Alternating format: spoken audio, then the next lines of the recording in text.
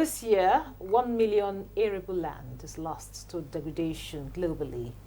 This loss directly threatens global food security and economic stability, impacting billions of lives and causing the global economy nearly $1 trillion annually. Climate change, deforestation, overgrazing, and unsustainable farming patterns all contribute to loss of arable land, food insecurity, and biodiversity. As the world marks International Day for Desertification and Drought, what are the various interventions geared towards combating desertification and drought in Nigeria, particularly in the northern region? This will be our focus on Nigeria today. Thanks for joining us. I'm Ikaria Clinton.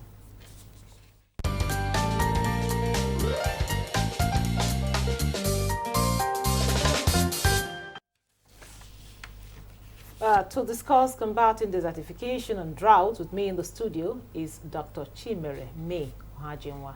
She's an environmental scientist and public health expert, as well as team lead C-Circle Research and C-Circle Foundation for Sustainable Health and Environment. It's a pleasure to have you in Nigeria today. Thank you.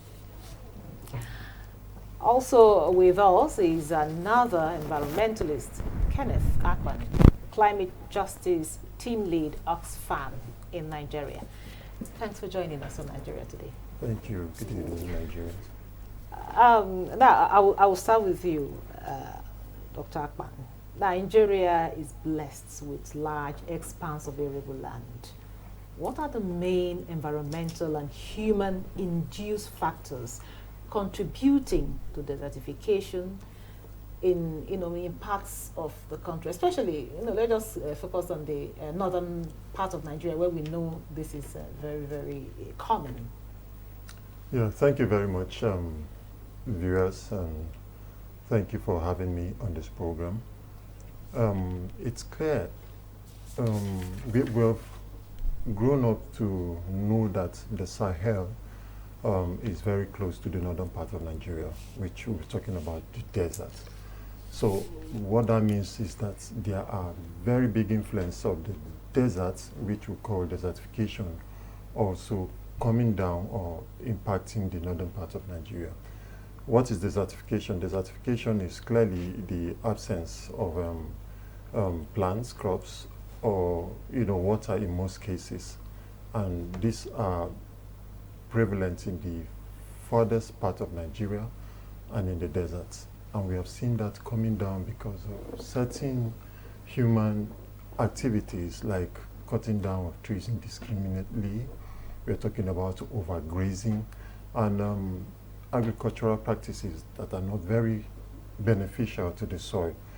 The soil is a living thing, and until we understand that the soil has life, it breathes, we will keep missing it, because once the soil is dead, what you have is a dead soil, and the dead soil is a desert.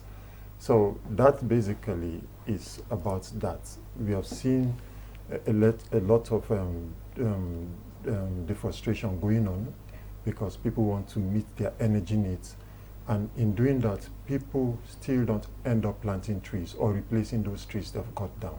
So what you have is a bare land, and then the elements like climate change, for instance, begins to set in, whereby you have low rainfalls, and where you don't have rains enough, the lands are dry, plants can't grow, the soil becomes dead, and then you have desertification, basically. Talking about climate change, I know you are some kind of expert in that area, because I know you've gone there some programs, recently I know you were part of. So talk to us, how has climate change influenced the intensity of droughts in our country? I know it's a global phenomenon there, but okay, so yeah, it has influenced it in a way that now we are having maybe increased temperature, shorter rainfall patterns, and probably increased, for a longer period. Instead of it coming the way it's supposed to come. And so that also means that the land is drier, and because it's drier, it's not absorbing even the little rain that comes, and then everything runs off. That also means that if it's running off so quickly, it can also cause flooding or erosion somewhere else.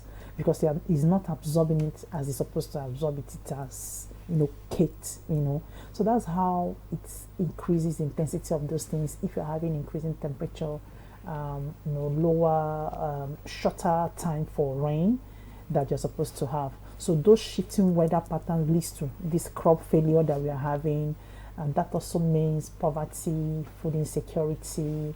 So it keeps having all the other consequences that you never thought about. It can even lead to people migrating out of their homes because they can't have access to food. That also means they don't have access to money because they've sell the food to make money. That also means loss in biodiversity, because by the time you start losing some species of plants and animals depending on those plants, so the effect is always, and one of the examples I always give is that we had COVID and we're running up and down looking for the solution. Assuming one of those plants that are going extinct as a result of degradation or drought is the solution to the problem, the pandemic, and we have it in Nigeria and we've lost it, all we have done. So it's important that we retain the biodiversity. Back to you, Akpan. Talking about all of these, I know there's been some efforts Nigeria is making, towards combating desertification and, of course, drought. In your assessment, how far would you say we've gone? Yeah, in my assessment, we've had several interventions in combating this desertification by both individuals, private sector, and the government, both globally and nationally. For example, we'll talk about the Great Green Wall. That was a very laudable project that the idea was like build a green belt around the northern part of Nigeria just to check the encroachment of the desert into Nigeria, like, a stopping or what we call a buffer wall. Yeah, that has also seen some significant progress, but not without challenges. And because, again, my take is that for projects to succeed, it has to be people-oriented, or people have to take ownership of it. And where ownership is lacking, you will find that most times the sustainability becomes a challenge, most especially when the key drivers are no more there in the scene. So we also have appraisal that has been ongoing, but looking at it, we also discovered that sometimes that link between individuals accepting, everybody knowing that this is our thing, not just a government project, and sometimes the approach to also makes people feel not connected to it. So it's been well, but I think the gap is the connection with the very people that this thing is supposed to, or these projects are supposed to be beneficial to. Like in Oxfam in Nigeria, we have worked on projects around engaging communities to take action and responsibility. So we're talking about, for example, what we call community development plan. This is a plan whereby community members get to know their challenges. For example, in a desert-prone community, this is our challenge. Then how do we go about combating it? Not just looking at just the government, but we believe every individual has a responsibility or has an idea or an input to this project. So from that stage, people already know their role to, combating some of these challenges. We have encouraged communities to go into nursery production, whereby they own this nursery plantation, and they are also looking at how they can also own plantation, economic trees. That way there's a connection, because they desired economic trees, for example, of a project in Nasarawa State. They desired economic trees. Palm trees, yeah, we have them established nursery, now they have a plantation, and they are looking at producing oil for them. There's a connection, and already with that connection, you see they are also solving that challenge of desertification, even in their own domain, because they own it. Ownership is very important. So that would be my take on most of these projects, government interventions, policies, let it be connected to the people, and people can take ownership. That way, everybody will feel part of it, and then everybody will contribute positively, I think, to the things. Dr. Hajingwa, today we celebrate the International Day of Desertification and Drought, and the theme for today says, Restore the Land, Unlock Opportunities. How does this theme resonate with us as a country? All right, so a good one is what we're already experiencing, farmer herders conflict. So if the land is doing what it's supposed to do, probably the herders won't be moving further south or trying to, and then there's a conflict because now the land is overgrazed, so opportunities in that is gone. So if the land is restored and you unlock opportunities, and opportunities include food security, the biodiversity that I mentioned earlier, the water is there, because now places where you don't have enough plants also means you won't have enough rainfall. So it's a water cycle. That's how it is. Where you have less plants, you have less rainfall, because the plants there release. So this is the science of it. Releases those. Evaporation. Yeah, evaporation. It goes into the air, and then you start having rain. So that's why you have more rain where you have a lot of forest, and we have less rain where you don't have the forest. So the more we cut down the trees, the more we overgraze the place, the livestock, bush burning, cutting down the trees, not taking care of it, not having a way to retain the water in the soil. You won't be able to unlock those opportunities that has to do with in agricultural space. That includes the quality of grazing that the animals are eating, the quality of food we are having, the varieties we are having. These are ways we can unlock it, and that also goes to making money, because by the time you are having access to different types of food security, then you are making money. You are creating jobs for women, for youth, for whoever wants to go into that space. So that's how we can unlock that opportunity that is there by overgrazing or bush burning or causing drought. Because yes, there is some natural effect, but also there's a lot of it is human induced that we can control if we're able to promote the knowledge. Even the indigenous knowledge should be recognized as part of the solution, because sometimes it's like, oh, everything has to be westernized. No, we should know that these herders and farmers that live in these local places have solutions that we need to institutionalize. Yes, we can combine them with the modern knowledge, but our local knowledge is important, that we start studying them and start saying, how can we use this that work for us? It doesn't have to be imported every time. Yes. Now, we'll take a short break now. The conversation will continue. Okay, we'll have to continue, with that. Now, I also want to talk more about, she talked about indigenous ways, local ways of combating desertification that has been effective for us, how we can make that. Because recently you see people falling down trees just for firewood. They're not really for maybe using it for maybe furniture making or something, just for firewood.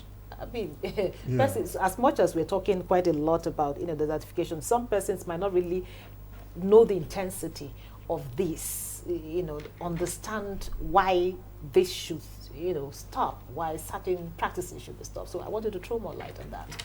So straight up, throw more light. We have been involved in enlightenment campaign and creating awareness. But the question usually, just to go back to what you just mentioned, is how can you stop a man from eating his food? Like somebody is hungry, he needs energy to cook. And most times we know we fall back to firewood. You cannot tell a hungry man not to cook, not to eat. So most times, we've come out to say, don't cut trees, don't do this, but is there a solution? Is there an alternative? So some years back, energy saving stoves were given out. Up till now, they are still becoming popular.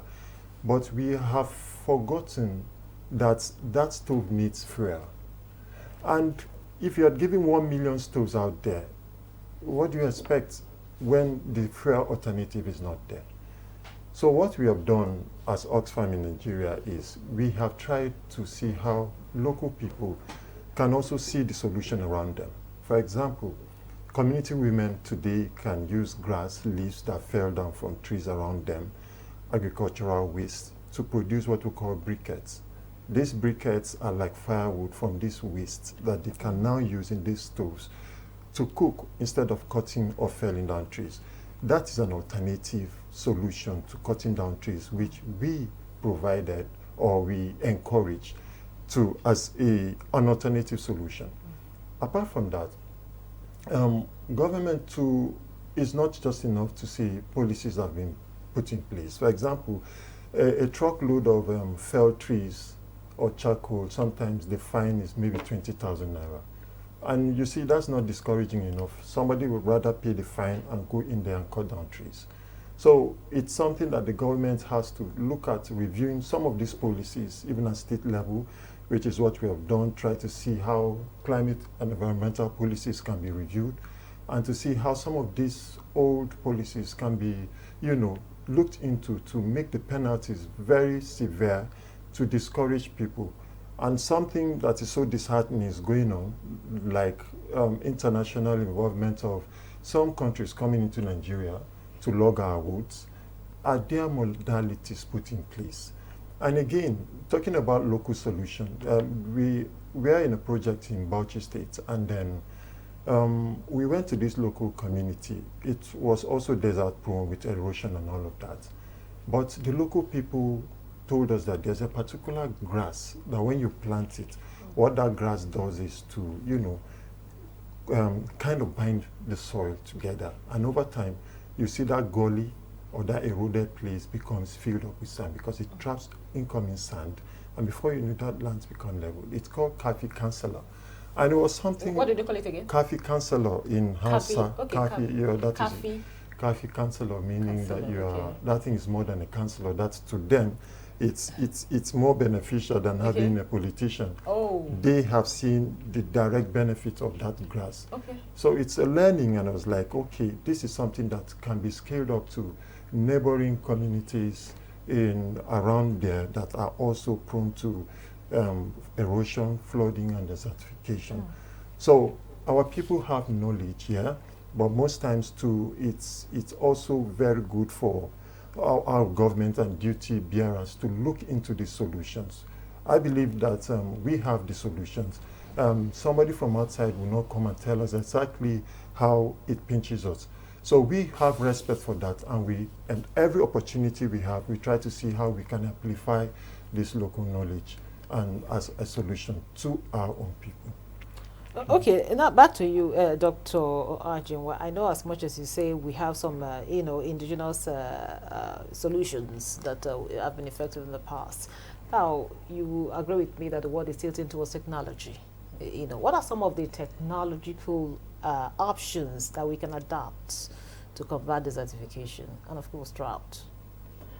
Okay, so when it comes to maybe food security, agriculture, there are so many of them. Now there is AI, drone, there are so many things that can be used to combat it. But the thing is enforcement. We have Great Green Wall initiative that is going on.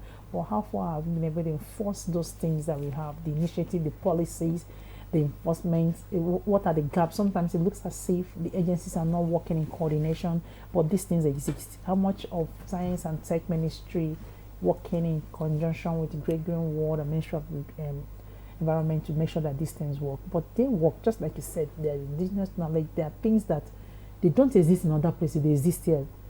Like the Cafe Councillor he talked about, it's possible that this is the only place it exists. So how are we taking care of that and see how we can, advance it? It doesn't have to just be in one local place. So when it comes to technology, there are so many things that we can use. There are technology that can tell you the amount of water a particular tree needs. Yeah, because right now we have AI.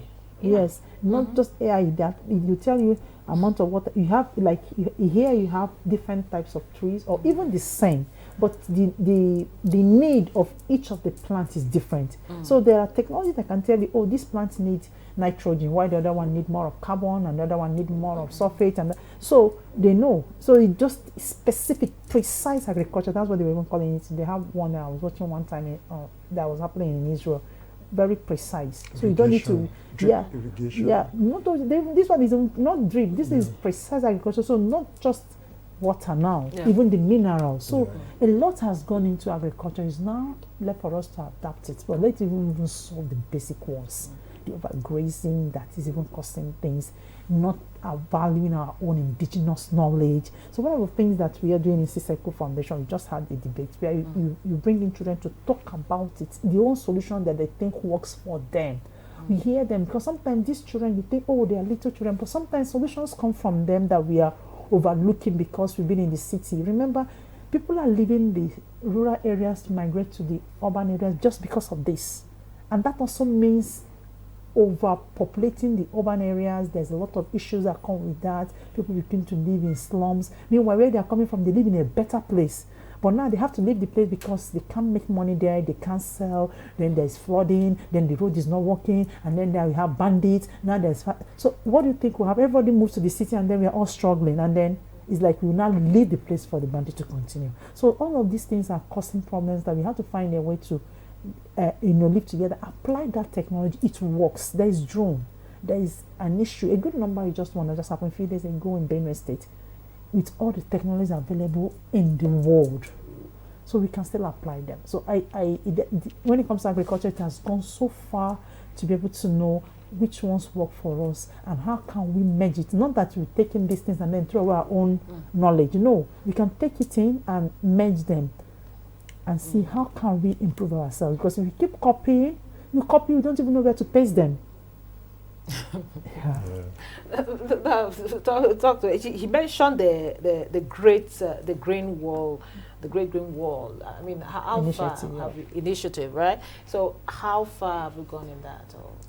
Yeah, well, that's an initiative not directly connected to Oxfam, but I can relate to it. Basically, it's been an initiative that I think it was a laudable initiative, not just in Nigeria, but it cuts across some countries in the Has it been effective?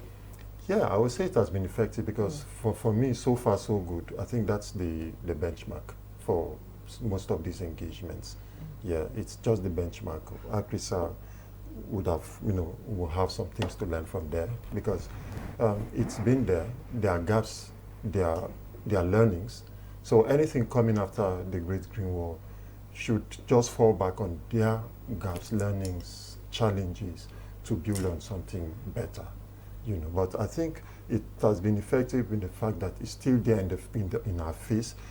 It's still there as a reference point, and it's still there as a project worth emulating, which that's global. But how can we bring it? Like we're talking about context now, because sometimes it can be holistic. Okay, let's say a variety of trees.